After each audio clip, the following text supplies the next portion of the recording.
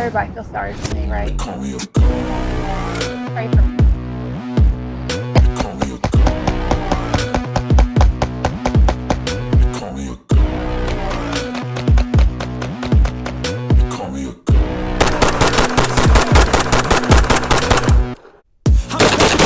Like a weapon, fuel to the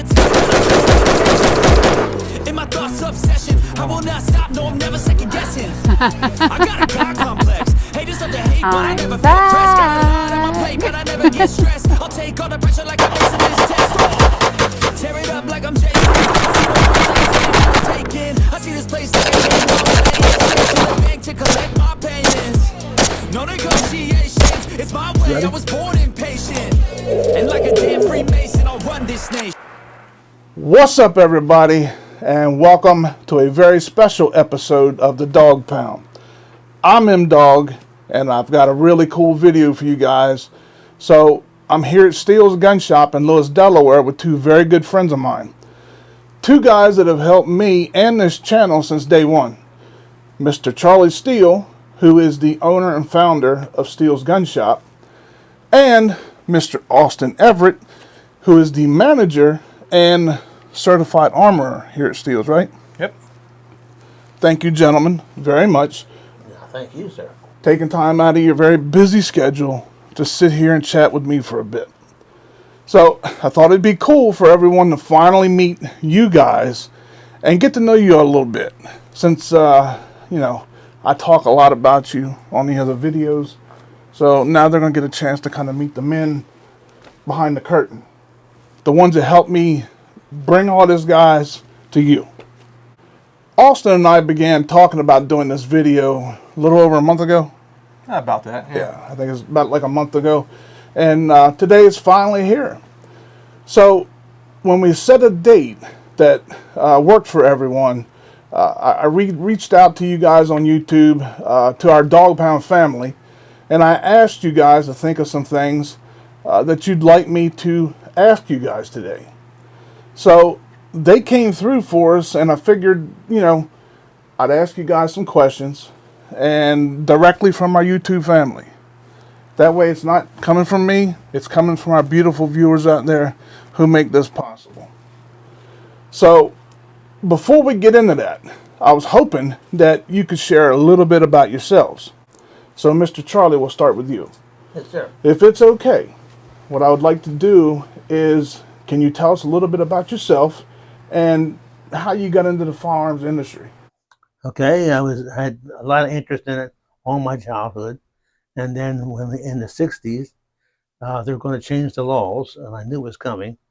You had to have FFL, so I applied for my license in '67, a year prior to all the new gun laws and all the regulations, and so that's when it started, and we branched out then, and we kept getting bigger, and I moved 3 different locations. I was at one spot for 35 years, and we moved from there to here. Then Austin came into the fold, and here we are. Very good. It's a beautiful place, by the way. I always enjoyed being here. It's like home away from home for me. So I'll put you under the hot seat here. I will ask you the exact same question. What made you get involved in the firearms industry? Oh, I mean, way back in the day, my mother was helping Charlie with some secretarial work for him, and she was pregnant with me at the old shop, so I was born into it. I've always had an interest in firearms ever since I was a little kid. I went through high school and all, and after that, I would always help Charlie at the gun shows here and there, like periodically, and then over time, as I went through a couple different jobs and just never really liked what I did, the opportunity came up to work for Charlie full time, and of course I took it, and I've been here ever since. But I've been doing it forever, and I plan on doing it for the rest of my life as well. So is this something you did like right out of high school, or? No, not right out of high school. It took a few years. I came in here full time early 2015. Huh. Yep. But So I mean, I was doing it a while. Oh yeah, and I was always helping him, like I said, at the gun shows. Well before that, it was just something that I'd always schedule at my other jobs. I made sure I had off because, quite frankly, I cared a lot less about doing that than I was, going to the gun show. So Yeah, well, I mean, you had a great opportunity to get involved in this, and I consider you lucky just because Oh, I'm a, you know, yes. I lived this life, so I get it, and I'm kind of envious of you that you got a chance to do this at a young age and Yes. get to live your dream. He had guns in his hand when he was just a little tiny. Oh, yeah. I feel incredibly blessed because, I mean, Charlie is known as an authority in the industry. Oh, I mean, absolutely. people across the country know who he is. I got to learn almost everything I know about firearms from him directly. And it was truly a blessing in disguise that I didn't know about until I decided to full on go into it. And, yeah, I've learned a lot. Happen. That's it. Couldn't ask for a better teacher. That's a success story right Thank there. you. All right, now that we got the introductions out of the way, we're going to go ahead and dive into the questions. We'll call it the question and answers part of this interview, if that's okay with you. Fine. Now, understand that these questions are directly from our viewers and on YouTube here. Some of these came in through form of an email, and of course I'm not going to give out their email address or anything, but I will give credit to the guys, girls, whoever, who sent us in questions on YouTube, since everybody sees who you are when you post a comment on YouTube. So I'll give them a shout out for taking the time to send us a question for this interview, since they've been wanting to see this for quite some time now. So now this one's going to be to either of you, and this is from one of our viewers, Lima K94. So thank you, Lima K94. So, what type of business do you do here at Steele's Gun Shop? And I guess what they're meaning by that is buy, trade, consignments, etc. All the above. Let me also appraise. Do appraisals. And what about, I know we had talked before maybe about getting into some online stuff. Where are you at with that? It's in the works. Yeah, the website is currently being built. It is mostly finished, but as far as our go live date goes, it's still kind of up in the air. We're working some bugs out. It's something that's new to both Charlie and I, so we're going to try and get it done as quickly as we can, but we also want it to be done right. So you're going to have you'll have all your avenues covered as far as being able to reach customer base and handle business however way you can. Sure. I mean, you got to figure out ways to make things work in the firearms industry because things are always changing. So you got to evolve. If you don't evolve, it's like everything else. You just kind of get washed under the rug. So that one was from Lima K94, and this one is from Lima K94. So a twofer. All right, this one here, we're going to do the same thing. We'll start with you, Mr. Charlie. What is the most interesting military surplus firearm that you've come across since you've been doing this? Yeah, there's been so many. It's really hard to really stand out. Single one thing. Well, we have the Dalton gun, which is very historically, and we have the Custer gun. Yeah, I love that Custer. Yeah, the 1873 one. But we have those, and there's been, all kinds of Lugers and P-38s and so on and so forth. From every nationality too. And some rare ones, old ones, antique guns. Oh yeah, U.S., German, Italian. Every major country and pretty much every major war at some point we've probably had a surplus gun from. The Afghan War, we had guns from there. The old flintlocks and that sort of thing. I think, just judging by the inventory that you usually have here in the store, I think you probably got something from every country in here now. Maybe. Close to it. A good chunk of them anyway. Most of them. So, anything particular? If you had, one firearm throughout your career, military surplus wise, you have one that really sticks out to you that you would just love? Your favorite? I don't know. That's hard. Dragunov. Yeah. The Dragunov is definitely a cool one. You don't see very many of those as real ones, as actual Russian import, not one of the Hungarian or Romanians or anything like that. And then one that I took home myself. They're not terribly uncommon. They're out there, but I'm proud of it. Is artillery Luger. Oh yeah. They're a pretty rare one, and one of the things that I like quite a bit. Yeah, absolutely, I agree. All right, so We'll move to the next question. Next question is from, this guy's actually the one that won our sweepstakes when we hit the 1,000 subscriber mark. He actually won our sweepstakes. So John Grimm 777, and this one is to Charlie first. In your honest opinion, you know what that's going to, when them questions start off with that, it's going to be a doozy, right? Should be. What is one main reason that people from all walks of life are drawn to owning and shooting firearms? That's a good question. So what do you think it is that, what do you think it is the common denominator? The thrill, the excitement, the smell of the cordite. I mean, there's all kinds of, That's a true legend to speak like old that. history, and so forth. I mean, it's exhilarating. It's all that, all rolled into one. Okay, what about you? I think a lot of people are getting into it for a lot of reasons, but I mean, I think the history of it is a big thing for a lot of people, and just the overall aspect of self-defense. That's big for other people. So if you're not into one, you're usually in the other. Right, exactly. Sometimes even both. Very good. So there you go, John Grimm 777. Thank you for your question. Now the rest of these that I got came in through emails. So this one here is for you.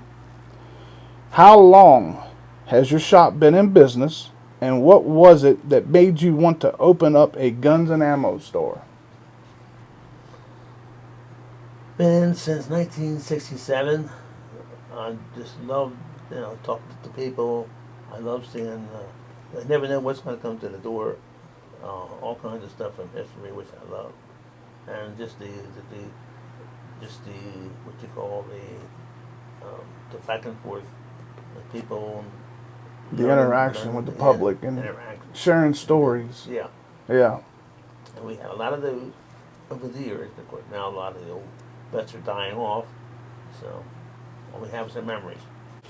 All right, so this one's for you. Austin, what was it that made you want to be in the firearms business? Well, like I said before, I mean, I just grew up with it.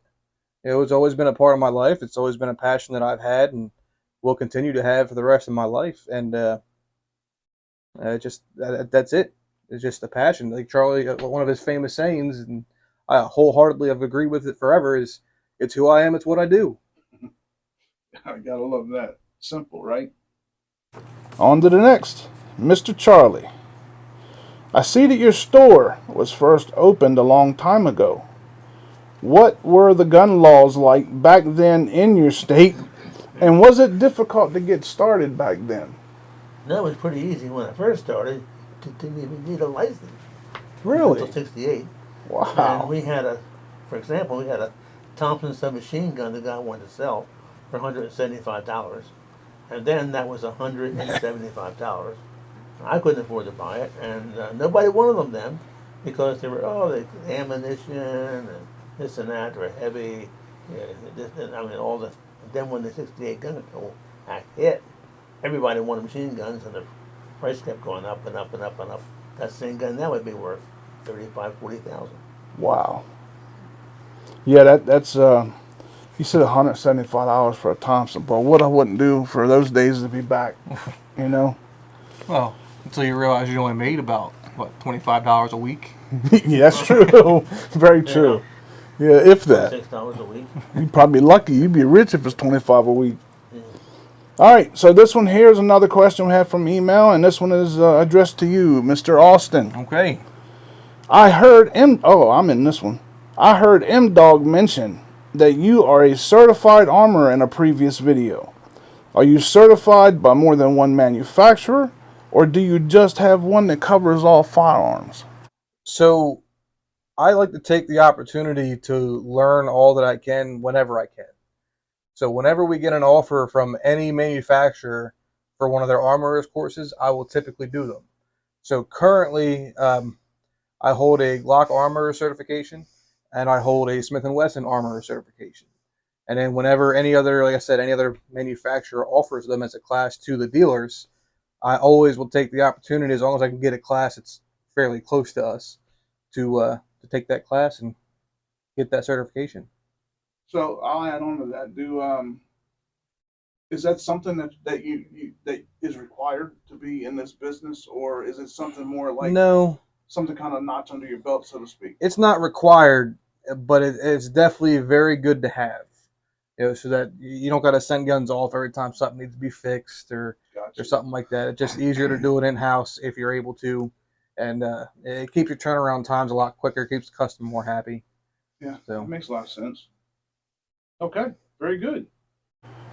Moving right along. And Mr. Charlie, Yes, sir. you're the lucky one today. After all these years in the business, do you still have the same passion for it as you did when you first started? Yes. I haven't lost any more of my passion for it at all. I just love to watch somebody walk in the door and what they're going to bring in. That's my passion. So no, it's still strong. So, I mean, after all, what, 50 years? 50? 50 some years, almost 60 years, yeah. So I mean, your biggest thing that you think probably that keeps you going is probably the customers coming in. Oh, yes. And I mean, this isn't a sales pitch or nothing. I mean, something that Yeah, really truly is. gets you because you get to meet cool people Oh, yeah. like me. No, I'm just Of kidding. course. No, I'm just that. I got a big head. They know. So, but you get to meet people from everywhere.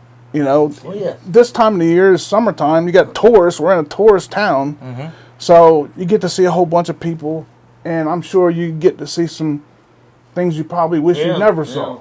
So that would be kind of cool. I mean, I can Uncle- see your passion there. Uncle Fred's Luger that he brought in. We even had guys that bring machine guns in, and we have to tell them, take it out. God, And that's That's- happened quite a lot. was that? I mean, that's like in recent years. Oh, yes. Oh Lord, yeah, that's probably not a good Yeah, thing. unfortunately, we've had to have a few of them destroyed because we have to at that point, and there's no way around it because we're not a full That's auto so state. horrible to have to hear that you have to destroy a firearm. It's a crying shame, but unfortunately, the law is the law, and sometimes there's no way around it. So at least when we do it, we try to salvage what parts we're allowed to keep the integrity of it, as far as the historical integrity goes. Right. We have a But- box full of Yep. guns that we had cut up the ATF, and there's a Unfortunately, yeah, we got a whole box that ATF checks when they come in that we show them from old to make sure it's not going nowhere. guns and old machine gun receivers that we've had to get chopped up.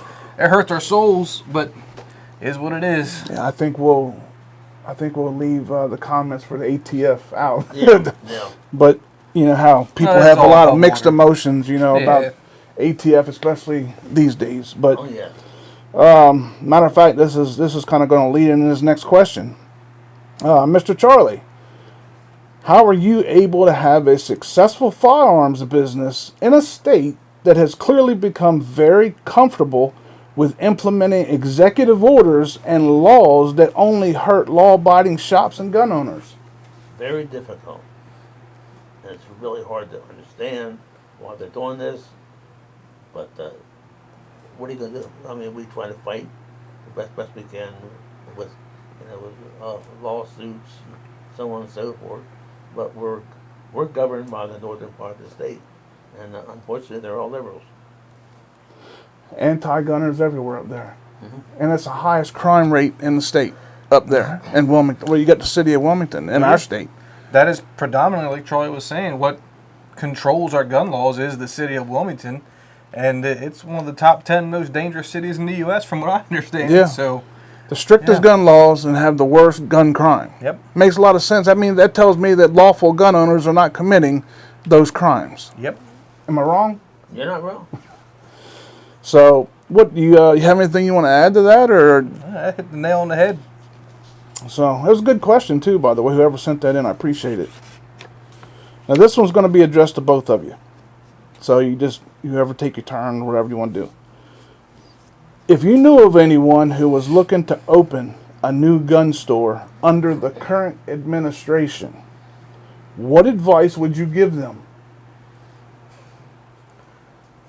That's a good question.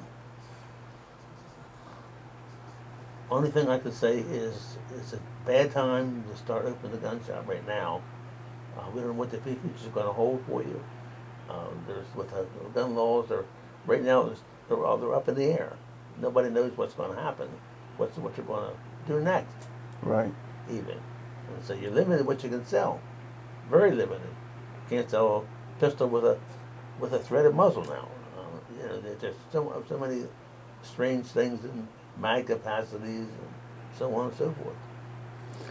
So, and when touching on what Charlie just said, I know you and I have had many conversations. Just recently, this took place. Up until then, Delaware was a very gun-friendly state. I mean, for law-abiding gun owners, it was actually a good place to be. Yeah, I mean, for the longest time, the only thing we couldn't have was full autos and suppressors. Right. Even under Class 3, you just couldn't have them. And then it just, all of a sudden, we got hit with all these, California style, Maryland style, Connecticut style, all kind of rolled into one gun laws very quickly, and it's really put a damper on business, and it's put a damper on the morale of the gun collector in Delaware. Yeah, because absolutely. nobody, even what they wanted to buy before, they don't want to buy it. They're afraid. They don't know what's going to happen. They're afraid. So, I mean, like, just so people from our state probably understand. But if somebody from just say, I know for a fact I was in Indiana for the NRA show, and it's a very, very lenient state out there when it comes to firearms. So if somebody from Indiana is watching this right now, to make them understand we have all these restrictions that were just put in place, especially on you guys as far as a gun shop, what you can sell, what you can't. Shotguns, just a shotgun now is you used to be able to walk into the store and not have to worry about restrictions basically on a shotgun. Now, you can't even buy a shotgun with a pistol grip. Well, what I would say, getting back to regarding the question more specifically, is that, right now, even as a whole, no matter where you are in the country, I don't think it's a good time to start a gun shop. I really don't. Just because everything's so uncertain, even on a federal level. Look what's changing every day. The pistol bracelets going back and forth. You can have them, you can't have them. You can shoulder them, you can't shoulder them. There's just so much uncertainty right now. You have inventory you can't sell. I would wait, if it were me making a recommendation, I would wait until we get a little bit more gun-friendly administration before I started a new shop. I think you'd be setting yourself up for failure right now if you started out, especially if you don't have much experience in the industry. And when I mean experience in the industry, I mean on the other side of the counter, on the selling side. Right. Yeah, I definitely agree with that. We've just seen so many daggone... And the thing is, it's not... unfortunately, they're not... laws are supposed to be passed by legislative process going through, the right channels, through Congress and different things. And we've seen so many of these executive orders put in place that, they get overturned every day because of the Supreme Court. They're unconstitutional. No, they don't care. No, and that's the thing. That's the sad part. And I truly believe, unfortunately, and it's like I want everyone to understand that the impact. It's a major impact on us as me being a collector, as a shooter. What I do, it's an impact on me, but it really hurts you guys when you don't know whether you're coming or going sometimes. And it's almost like they put the executive orders in. And this isn't a bash to government. I'm not doing that. That's not my job. I want everybody to understand that just where we're at right now with different things. And when we talk about these new executive orders and things like that has been implemented, in my opinion, and of course pretty much everybody else, unconstitutionally. That's the part that's missed. They don't care. They don't go through the process to actually do it the right way. To put a law on the books. And I do believe that it's done to hurt gun shops. I do believe that it's in a way to maybe make it to where the smaller, brand new or not long in business gun shop will run them out of business because they're going to lose a lawsuit. They know that. Yeah, but in 2 years, what damage has it done before it's overturned? Look at the zero tolerance thing that Biden has implemented with the ATF. It's on record. They've shown it that he has told them, any small mistake, you've got gun shops being shut down across the country, and a lot of new ones because they just don't know any better. Yes. For minor clerical errors, that is just completely insane. If somebody, on a 4473 writes in, just county instead of country, or vice versa, which happens all the time. It's ridiculous that you can get shut down for that. That's ludicrous. All right, so before we get our blood pressures up too much, we'll move on from that one. And that's actually the questions that we had. And thank you to everyone who took the time to send in questions. They were all great questions. Yes. You got them answered right here on camera from Austin and Charlie, the guys who make this happen. And guys, I want to thank you, for taking the time to answer our questions and tell us a little bit about what you do in the shop. And, really appreciate everything that you do. And Thank you. stay in the fight. And maybe we can do this again sometime in the near future. Sure. If you let us know if you guys would like to see more stuff like this, maybe have another roundtable session. We'll come in and just talk guns. If you guys would like to see that stuff and Sure. and ask, maybe we even get into the live stuff at some point. Maybe. And then that way you guys will have live access to them, and you can ask questions right on live stream, live time, and you would love that. We catch you off guard with that. Oh, yeah. So if you do want to see stuff like that, please make sure you hit that like button on this video, subscribe to the channel, and spread the word, because that's what really helps us. It helps everything that we do. It helps us get the word out, and it keeps us up in the algorithm so that we can beat them nasty algorithms that are not gun tuber friendly. So with that being said, please, hey, it's my pleasure, my friend. But please stick around, because what we're getting ready to do now is we're going to take, in Australia they talk about it as a walkabout. Well, in Sussex County we're going strolling. So we're going to stroll around the shop, head over and check out this great, this museum that basically I call it, that you guys have put together. Mm-hmm. And I think you really all will enjoy that. So stick around, and we'll be right back. All right, so what is that beauty there behind you, Mr. Charlie? Is that the Custer gun? That's the Custer gun, 1873 carbine. That's all the land. Has the hook on it, and everything's on it just the way it was picked up, allegedly picked up by an Indian, and so we have all the data on that. Yep. The serial number range falls within the within the range of Custer's guns. Cavalry, when they shipped out to the seventh Cavalry. Yeah. Mm-hmm. Very cool. Yep. That's awesome. And let me see this beauty over here. Oh yeah, it's just one of the Barrett 99s. That one's not for sale. That's personal. What an awesome mat! I love that gun mat. Oh yeah, had that for a couple of years. I remember where we got it. The haters are going to turn on me now. Look at this. I have all kinds of comments now. What a beauty! Antique guns, they come and go. Oh yeah, all kinds of them. French. So what do you have there? All sorts of black powder from Civil War. Oh yeah, Civil War, and a roll of black rifles, and a few swords thrown in there, and trapdoors, and all kinds of stuff. Now they are all original. Oh yeah, they're all original. Yeah, mm-hmm. Yeah, they're if you want to look up here, we've got a Confederate rifle with paperwork. Yeah, we got all sorts of documentation on a lot of this. We all kinds of it. If you remember from before there, Lance, we did a video on this one before. Bob Dalton's Winchester rifle. We have a briefcase full of documentation on that. That's another piece of American history for sure. You can show the Edelweiss on the other sleeve of that jacket. Yeah, we get all sorts of old uniforms. This is an old German uniform. Yeah. That's what was it? The mountain troops. Yeah. Show the Edelweiss on the other side. The other sleeve there. Yep. We get all sorts of a captain's odds and ends. Captain's uniform. Then we have, like, in contrast, we have a That's the East German flag off the Berlin Wall. I picked up that back in the 70s. Wow. That's the one you traded a pack of cigarettes for, Yeah, wasn't it? yeah. A pack of cigarettes. Uh-huh. And that came right from the wall?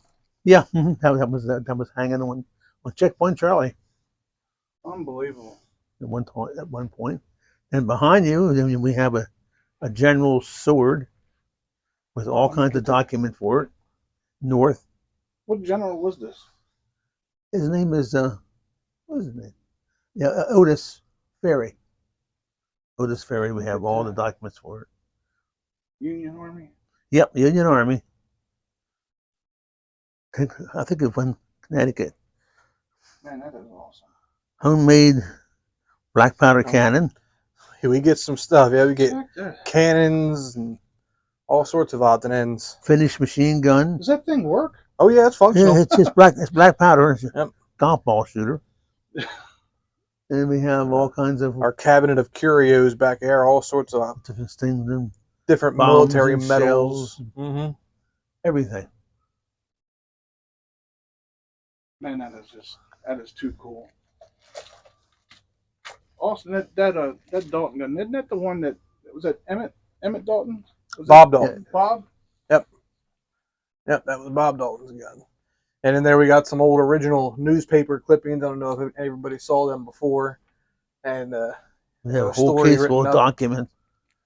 As I said, we actually have a whole briefcase full of other historical documents. They were in a museum at one time, but we got a whole briefcase full of that stuff.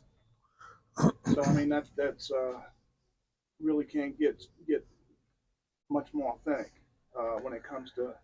Well, it probably could. I mean, everybody can argue the authenticity of anything, but we have a lot of proof that makes it, it would make you believe that it definitely is what we think that it is, because it has all the stuff to back it up with. But no smoking gun yet. Stuff like that, does that match back to the time and the right time and place? And Well, the serial number would match up to where the gun would have originally been bought, because of course back then they didn't do forms or anything. Then, no. But yeah, the era and the time period and the location where it was all made sense. It was shipped down there, so we know that. Yep.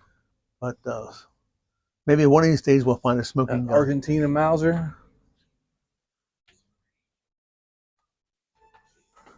And all sorts of cowboy guns and French pistol, single shot pistol. What year is that one from, Charlie? It's a 1880s. 1837. 1837. Yep. Unreal.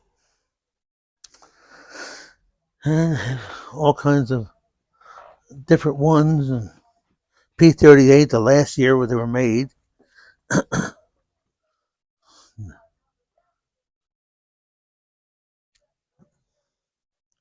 We got some other historical swords and whatnot over here, and all sorts of accoutrements. A Colt 6-shot revolver. Yeah, that was a Colt found in Gettysburg. We went and sent off the Colt, had the paperwork done for that. It was dug up in Gettysburg. Shows where it was shipped and that it was correct for the time and the place. Wow. Right here is a pretty rare Civil War artillery sword. Well, what makes that more rare is the fact that it has the belt and scabbard with it. The sword you'll find here and there, but the belt and scabbard is quite rare for it. So that one there was actually picked up off the battlefield. At one time. It was buried in it. Cool. The guy. Man, anybody on here that's a history buff, this is just amazing. I'm fascinated by American history. Stuff we've been through as a country, stuff that we continue to go through. Oh, yes. As an example, as somebody asked earlier about consignments, because people know us for military surplus, it's what we do. This is a prime example a guy brought to us because he knew we specifically had expertise in this field. This here is on consignment as a International Harvester M1 Garand, which is one of the most rare that you could ever own. It's been redone by the CMP, but it's at least done by them, and it's done correctly. Right. So that's a good piece there. With all kinds of documents for it. Very nice. Beautiful gun. Mm-hmm. Wow. And like we were saying, we also do a lot of modern sales too. So, I mean, right here on the floor, we have Noreen 50 all set up with scope and everything ready to go. And so whether you like historical guns or you just like big, gigantic booms, That's right. we Big got it. boomsticks. We got it. Anything from a British friend gun up in the case. If you can see up in the case, mine the cobwebs is Let me get up. I guess I can get up there. we got a British, which you don't see them very often at all. One of Charlie's personal collections there. Yeah. Check that out. Wow. Unreal. And then, of course, our whole display over here. And, of course, the Vickers machine gun. Yep. Tried and true. Maxims, Vickers, MG 34s, Brownings. Yeah. Russian stuff you mortar. don't see. So is this stuff that, I mean, these guns here, were they actually used during the war? Parts of them, yeah, oh, yeah, like that Vickers definitely was. And then that's a Russian mortar. But we can't have the base on it because the base, then we have to have a hole drilled through it and all that. So we just have the mortar tube and that. And we have a 30 caliber machine gun over there, U.S. Mm-hmm. And then, of course, the German Maxim, World War One. And that wall right over there is a lot of our surplus that's for sale, our surplus rifles. If any, we know a lot of guys that are into that. Got all sorts of Carcanos, Mausers. We have a ton of Swedish Mausers. They're very popular. They're very, very good guns. But we get stuff in and out all the time. A poker's dream. Guys can hear they poke around. So being around here with some of this history, it just gives me goosebumps. I mean, I've just always been a big John M. Browning. Unreal. Is that a real RPG? It was at one time. Yeah, it's got. Yep. It's just been dewadded. That's all. Yeah. It was got a big hole cut into it. It's a nice thing to hang in a man cave, though. Yeah. Oh yeah. So if I wanted to buy that for like the man cave, can I buy that? No, that's mine. That's personal collection. Yeah. I like to look at it. Don't hurt to ask. No, yeah, true. You don't know that he asked. Very nice. Okay. Let's keep walking. Okay. That's pretty much it until we go next Of door. course, all of our Saturday specials. Mr. Saturday Night Specials. Got enough of them. Yeah. Waiting for a buyback. This is our latest edition of Custard's Wall. We have prints, number 1 of 200, John M. Carroll inspired. And we have the books to match them. They're also John M. Carroll.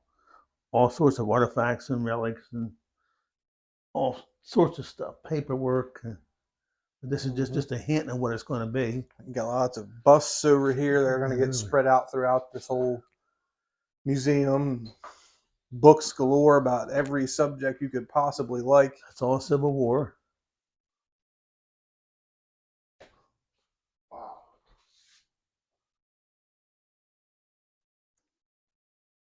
So the question is, have you read every one of these? Unbelievable. Then we have miniatures of all sorts. pewter. That's all pewter stuff. And wood carved and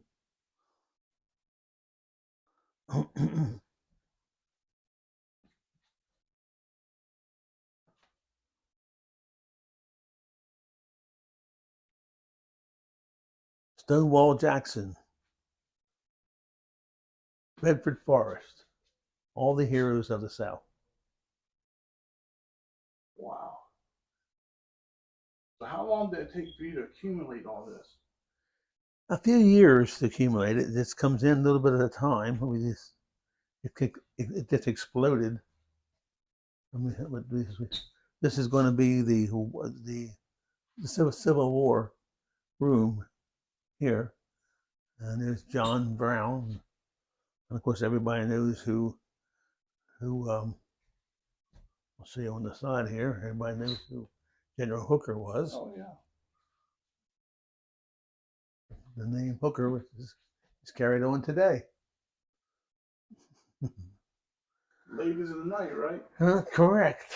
And then over here, we have what we call this is the Gettysburg Wall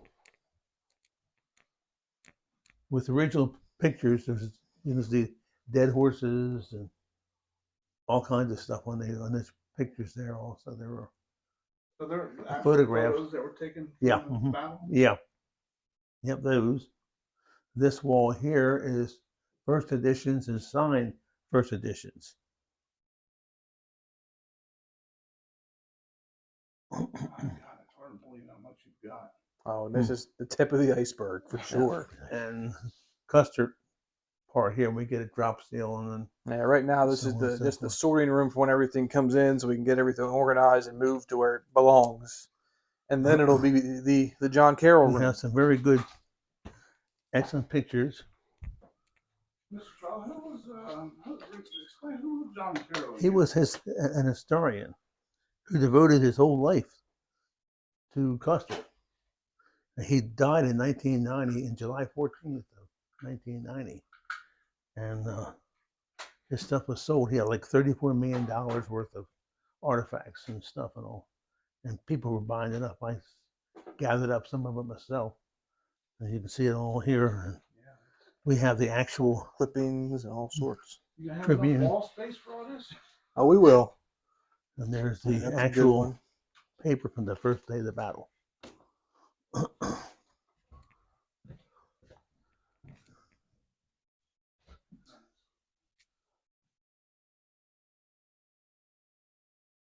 Majority of the stuff here is devoted to Lee. Yeah, this is one of our art rooms here. But pictures are not all Lee, but they're all the prints. They're all prints. Some are from all sorts. But this is all Lee, General Lee. And then of course that wall there is all General Lee. The prints. So is this something that you guys are going to keep as far as just like for a museum, or is this actually something that somebody? It's going to be All for We'll sale. sell it. All of everything in here is going to be for sale. Okay. Somebody might come in and want to buy the whole room. It'll be gone. I'll put something else in here. So you all hear that? If you're interested in particular battles, he's probably got paintings or We have prints prints. from everything from the Okay. Civil War. Texas. I mean, there's everybody. There's old Texan right there. I mean, Stonewall Jackson. I mean, you keep on north, south. Appomattox. And we have Stonewall again, but back here, we have, this is the Indian War era. This is the soldier. And there's the gun that we have. So the rifle you saw on the wall over there, And that's how it's hung. the same rifle, essentially. Not Yeah. the exact same one, of course, but that's how they would have wore them, and that's how they would have been presented. Yep. And of course, we have the Native American. Everything that he owned is on him. His baby teeth and all. Baby teeth. Yes, they carried the baby teeth with them. Talk about sentimental. Everything is with him that he owns. Wow. You know, you would think I'd know that, man. I got Native American blood. Yeah. But I didn't even know that. Custard in his guide. Bloody knife. And then here we have the only survivor of the battle was Comanche. A horse. He was shot 3 times, and the Indians left it for dead, but it survived and it's lived 20 years after the battle. Wow. And there's Custer, and we have all kinds of stuff. Oh, yeah. Some of the vibrancy of these paintings is just amazing. Like, if you want to get a better look at that, I mean, that's just. That's when Reynolds got shot. And this is one of the ones that are unframed. We framed a lot of them, and I mean, Yeah. the quality of these are just next level. That's interesting. That's Reynolds that got shot. He said they couldn't hit a bull in the ass with a bass fiddle, and they killed him. Ain't that something? But we have everything for everybody. I mean, That one. little ones, big ones. I mean, battle scenes. I bought a couple of battle scenes myself just because I just love this type of thing. Unreal. Mm-hmm. Damn, so. Man, if anybody's a history buff and you've got a man cave that you want to dress up, this is they got what you need right here. This is the worst. I remember we told you that those books were the tip of the iceberg. Well, here's almost the rest of the iceberg back here. I mean, there's so many books that we have to go through and sets of get books. up on shelves, and we got more art that's going to be in here too. Yeah. It's just We have sets of books. a lot of work. This is all sets of books. All kinds of sets of those. Then we have the Kennedy. Any Kennedy you can think of, we have. Mm-hmm. You know, the history. Everything they did when it was shot. Keep on going. We have, games, Kennedy games, and mannequins, and of course Jackie Kennedy, Bobby Kennedy, Teddy Kennedy, and all the other politicians too. Even Clinton is in here, and Monica Lewinsky. They're all in here. They're all in here. Even if you want to follow us through to the stairwell here, we'll show you. Cigar somewhere? Oh, we have cigars here too, actually. Everybody got to love a good cigar. Not down for most of the back. I mean, even in the stairwell room here in the foyer, we've got lots of art hanging. All of it's for sale. And we got plenty of stuff to offer for the historian. Some of this stuff has authentic signatures. Oh, yeah. Some of them are signed. And some of them are number ones. Yeah, stuff you'll never find again. Unbelievable. Each year it gets harder and harder to locate. Unreal.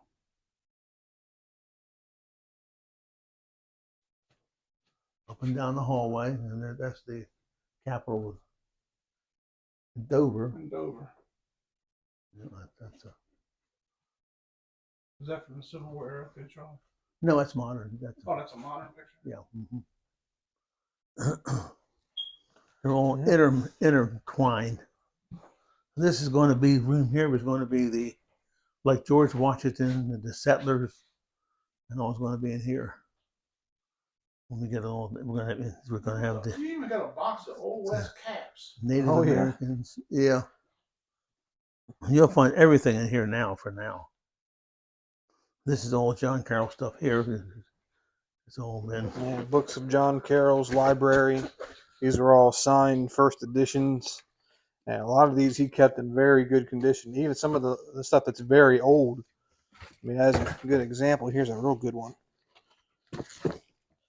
of our wild Indians. I mean, the cover's a little torn on this guy, but I mean, for its age, I mean, this is one of the books that John Carroll himself, pulled out of his own collection.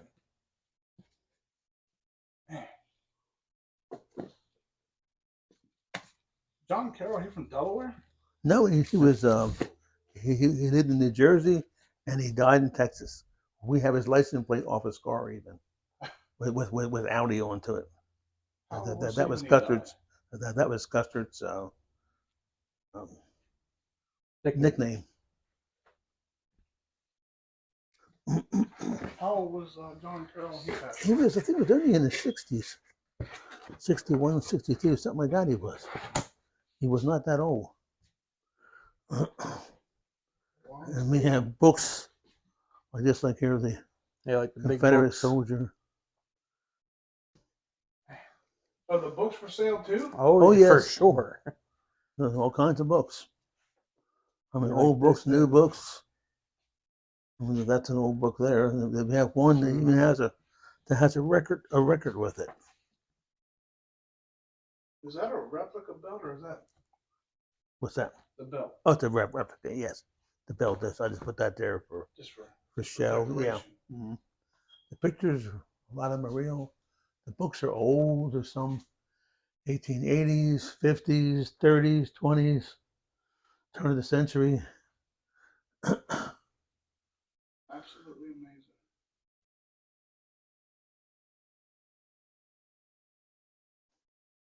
Just an accumulation.